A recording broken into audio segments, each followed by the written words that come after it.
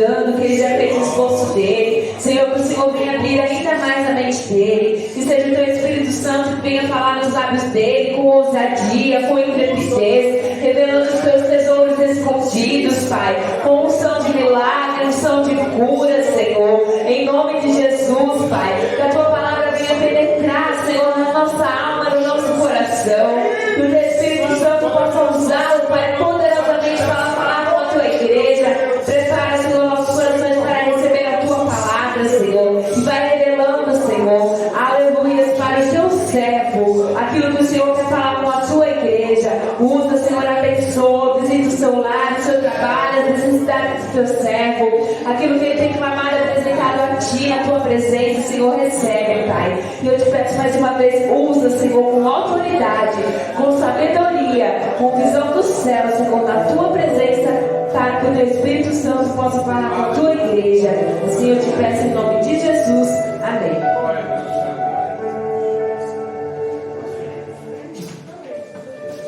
Meus queridos irmãos, eu quero vos cumprimentar com a paz do Senhor. Amém? Amém.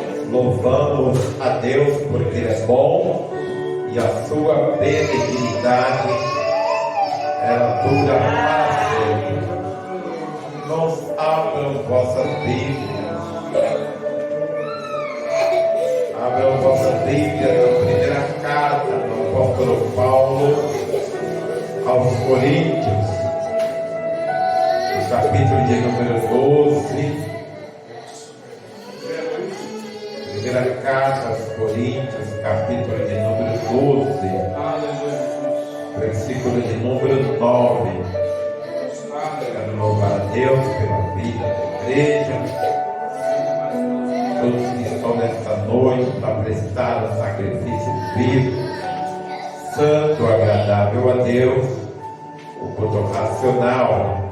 1 Coríntios, capítulo 12, versículo 9. E a outro pelo mesmo Espírito a fé. Apenas essa parte, repita comigo. E a outro pelo mesmo Espírito a fé. Pode sentar, meus queridos irmãos. Serei rápido, não cansarei os irmãos. Glória a Deus, a gente prega para a igreja cheia, para a igreja vazia, não que estamos vazios, né? Vamos ter um bom número de irmãos aqui nesta noite. Poderíamos estar todos, mas Deus sabe todas as coisas. Glória a Deus. Aleluia, Jesus. Irmãos, o versículo que estamos lendo se refere a um dom como outros, um dom maravilhoso. Um dom poderoso, um dom magnífico, que é o dom da fé. Irmãos, o apóstolo Paulo, quando começa o capítulo 12, escrevendo aos Coríntios, ele fala que no versículo 4 que há diversidade de dons. Nós sabemos que quando ele fala que há diversidade de dons, não são apenas os dons do Espírito Santo. Eu sempre costumo dizer que existem os dons de Deus, os dons de Cristo e os dons do Espírito Santo. Então, há diversidade de dons. Mas também há diversidade de ministério. Por isso que eu não faço ministério só, e você também não faz um ministério só. Cada um sabe o ministério que Deus colocou no seu coração e te capacitou, assim como o dom que Deus te capacitou, ou capacitou a mim para você. Mas também no versículo 6 ele disse que há diversidade de operação, ou de operações, tudo com diversidade. Mas o dom, meus queridos irmãos, que nós queremos pregar nesta noite, é sobre esse extraordinário dom, o dom da fé. Quando falamos, irmãos, desse dom da fé, Nós não estamos falando da fé salvífica, a fé salvadora. A partir do momento, irmãos, que cremos no nosso coração, confessamos com a nossa boca que Jesus Cristo é o Filho de Deus e Ele ressuscitou, fazemos isso devido a uma fé chamada de fé salvífica, uma fé salvadora. Todos nós temos, senão não estaremos aqui, senão não estaremos na igreja. Todos nós aguardamos a bendita esperança. Todos nós sabemos que o Senhor foi preparar o lugar, já preparou nessa altura, né, irmãos? Já preparou o lugar, está esperando as pessoas se arrependerem para vir buscar a sua igreja. Todos nós temos convicção devido a essa fé salvífica, essa fé que salva. Aleluia, Jesus, glória a Deus. Mas existe também, irmãos, a fé do fruto do Espírito, chamado fidelidade. Mas é uma fé também. Somos fiéis porque temos fé. Essa fé é do fruto do Espírito. Ela molda o caráter. Crente tem que mudar caráter. Essa fé é do fruto do Espírito, que é enxertada na videira verdadeira, que é o nosso Senhor Jesus Cristo. Mas a fé que estamos pregando nessa noite é a fé como dom do Espírito Santo, para que as coisas aconteçam, para que o milagre aconteça. A igreja não pode ficar aqui. Às vezes nós falamos, pastor, eu orei tanto por essa vida e essa vida morreu. Pastor, essa vida orou tanto e ela morreu. Nós não podemos, irmãos, colocar o dedo na cara de Deus, Jesus e Espírito Santo, que Ele cure na marra. Isso aí não. Se estiver preparado e Ele quiser levar, Ele leva. O que nós erramos é a maneira que nós oramos, é a forma que nós oramos, é a forma que o moribundo está recebendo a oração, é a forma de como se deve orar, é a forma de como se deve crer. Porque o apóstolo Paulo, ele diz no seu versículo 1 do capítulo 12, acerca dos dons espirituais, não quero que sejais ignorantes. Antes éramos gentios, levados por ídolos mudos, éramos guiados, mas quero fazer compreender que ninguém que fala pelo Espírito de Deus de Jesus é nada, e ninguém pode dizer que Jesus é o Senhor senão pelo Espírito Santo. Então, irmãos, é o Espírito Santo que atua. Você costuma dizer que o Pai fez toda a missão, amou o mundo de tal maneira, nos amou, enviou o seu Filho Jesus. O seu Filho Jesus, ele veio ao mundo, pregou, morreu. Então, se o Pai fez o trabalho enviando o Filho veio morrendo, salvando. Ele disse: olha, eu não vos deixarei órfãos, eu enviarei o Consolador. Então, por que nós deixamos de lado o Espírito Santo? E os irmãos sabem que nós não reverenciamos o Espírito Santo da maneira que se deve reverenciar. Nós não adoramos o Espírito Santo da maneira que se deve adorar. Os irmãos estão me compreendendo aí, irmãos? Então, para focar no dom da fé, o apóstolo Paulo disse: há diversidade de dons, mas o Espírito é o mesmo. Há diversidade de ministérios, mas o Senhor é o mesmo. Há diversidade de operações, mas é o Deus que opera em tudo e em todos. Mas a manifestação para que for útil. Então, como se deve usar, irmãos, os dons do Espírito Santo? Para aquilo que é útil na vida, aquilo que é útil na igreja. Tem que buscar.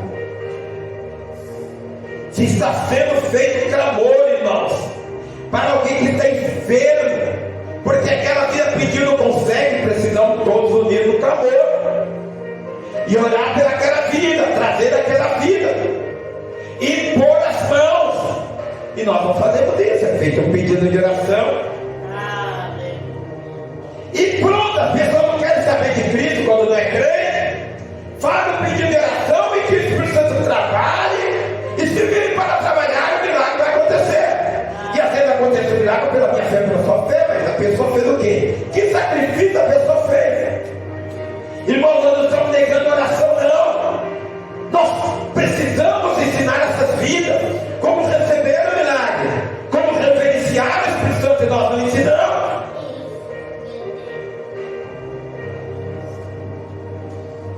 Por exemplo, vou dar um exemplo. Nós fizemos um clamor para a igreja, dizendo, pedindo para o Senhor, que nós saímos realizando o culto. Ninguém dessa igreja morreria da Covid-19 naquela época. Foi usado a fé, porque nesse momento a fé é passiva. Como que, pastor Evangelina, a fé se torna passiva como o dom do Espírito Santo? Usamos a fé e cremos. Para o milagre acontecer, já cremos lá na fé. Aí essa fé passiva, ela vai produzir os outros dons de curar. Vai ter que acontecer o dom da cura para que a pessoa não venha morrer. Vai ter que acontecer o dom de operação de maravilha. É uma fé, irmãos, extraordinária. Tem seguido aí, pastor? Seguido aí. É só uma que tem. Tem um que eu vi que tem seguido. Sem problema, vai e volta, vai e volta. Então essa fé, irmãos, que nós estamos pregando como dom do Espírito Santo, ela atua de forma passiva. É uma fé extraordinária que faz com que o milagre aconteça. Por exemplo, os homens da Bíblia. Por exemplo, vamos lembrar de Daniel na cova dos leões. Em um momento, você vê Daniel desesperado. Em nenhum momento você vê Daniel descabelado. Em nenhum momento você vê Daniel chorando, praguejando. Em nenhum momento, irmãos, você vê Daniel ali usando o seu poder, dando carteirada. Daniel é lançado na cova dos leões, e a palavra diz que os leões não tiveram poder para destroçar Daniel. O que aconteceu ali, irmãos? A fé de Daniel, a convicção de Daniel que ele era uma pessoa inocente, que ele não tinha pecado contra Deus e ele não tinha pecado contra o rei. Ele apenas orava, como sempre orava. Quando veio o pedido do rei, ele falou: eu não posso parar de orar, esta ordem eu não posso obedecer. Jogaram Daniel na cova dos leões, mas os leões não tiveram poder contra Daniel. Outro exemplo aqui, irmãos, a Bíblia está cheia de exemplos dessa fé. Jovens são lançados na fornalha de fogo. Sadraque, Mesaque e Abednego. Outra ordem absurda de reis. O rei construiu uma grande estátua no campo de Dor. Ele falou para todos os sátrapas, prefeitos,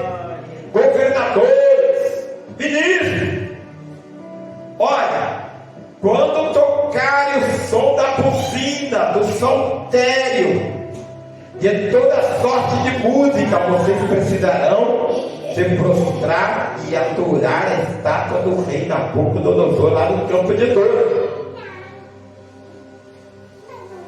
Sadraque, Mesaque e Abednego, que fazia parte daquelas províncias, eram prefeitos naquelas províncias, eles também tiveram que ir até o campo de Dura. Até aí tudo bem. Poderia conjecturar Daniel, Sadraque falando para Mesaque falando para Abednego: ó, vamos lá.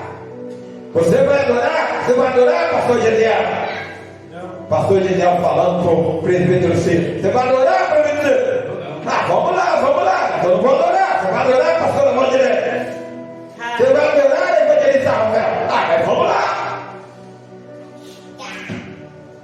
Quando tocou, irmãos, toda sorte de instrumento, todo o povão que é levado, né, por vento, se prostraram lá. A estátua de Nabucodonosor, quando imagina, as pessoas estão em pé no campo, uma multidão, todo mundo se abaixa, e 3 jovens de pé, talvez com os braços cruzados. Era uma cena portentosa, né, prefeito?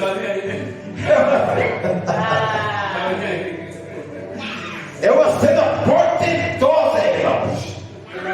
Todo o povo lá, levado por vento de doutrina. Mas Sadraque, Mesaque e Abednego não permaneceram. Aí já foram levados, né? Os fofoqueiros, caluniadores de Palmeiras. Ó, fizesse um decreto aí, ó, era ordem, a lei.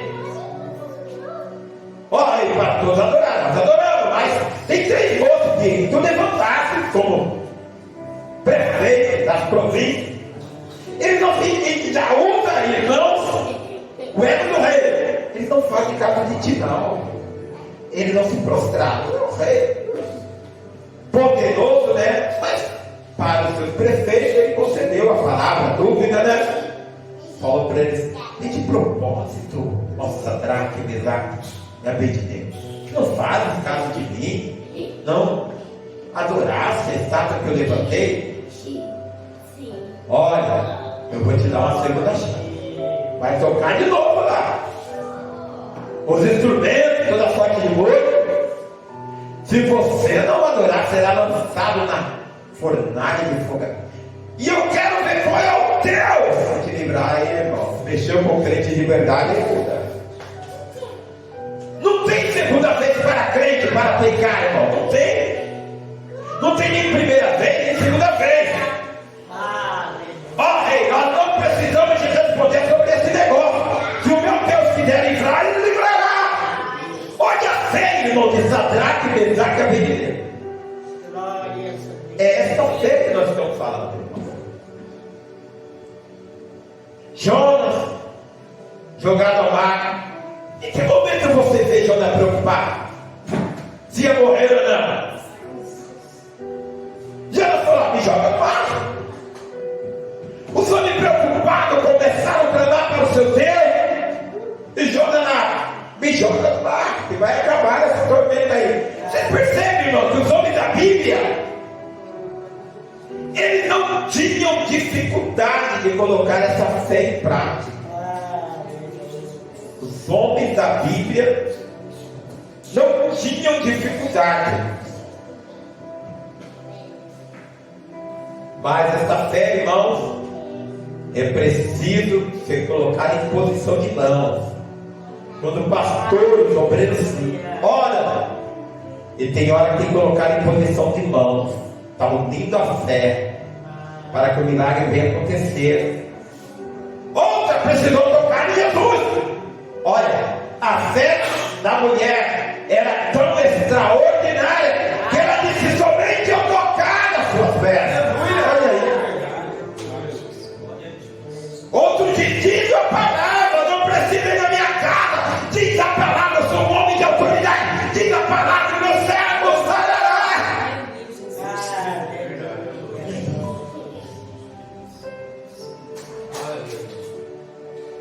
Canta lava fogo e de licor.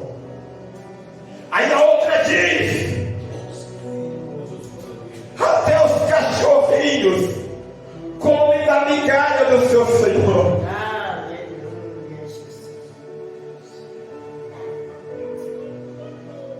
Outros precisaram gritar, rodear 7 vezes, parecia os malucos lá rodeando. Quando fizemos a 7ª vez do batismo, nem sabíamos que o lugar era um lugar de prostituição. Nós começamos a rodear aquela piscina lá para tirar os pecados ali. E a vida que foi batizada ali, num frio tremendo, permanece até hoje. Foi liberto de vícios, hoje é uma missionária. Outros precisaram rodear e gritar para que os muros de Jericó caíssem. Outros tocaram cornetas, buzinas, outros quebraram cântaros. Aí dizia o Deus de Israel está pelejando. O barulho era tão grande, irmão, barulho ensurdecedor. O exército do inimigo poderoso, mas falou: vamos fugir da presença do Deus de Israel.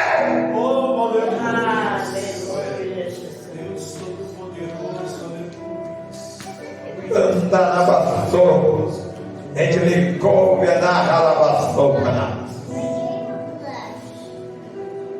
Aí, com esse dom da fé, irmãos, que o Espírito Santo deixou para nós, para operar, você pode ter certeza que os dons de curar irão acontecer. O dom de operação de milagre vai acontecer. É uma fé extraordinária, mas é uma fé que nos mantém em pé, irmãos. É uma fé que faz com que saímos de nossas casas e viemos adorar para a igreja não ficar vazia. É uma fé, meus queridos irmãos, já estou entregando, irmãos, em 3 minutos ou 2 minutos, sábado o Senhor estará orando. É uma fé, irmãos, que oramos pelas nossas famílias, mas é uma fé que precisa ser usada. Todos nós, não só não, usada pela sua família e por irmão, orar, ensinar quando alguém tiver uma situação terrível. E quando a situação é de morte, irmãos, aí eu e você, guarde bem isso, precisamos ensinar a vida. Dizer para a vida: você quer viver? Precisa. Ah, pastor, mas como eu posso fazer isso, pastor? A pessoa está morrendo, irmão. Não seja egoísta. A pessoa está morrendo. Você foi visitar a pessoa, ou no leito de enfermidade na sua casa ou no hospital.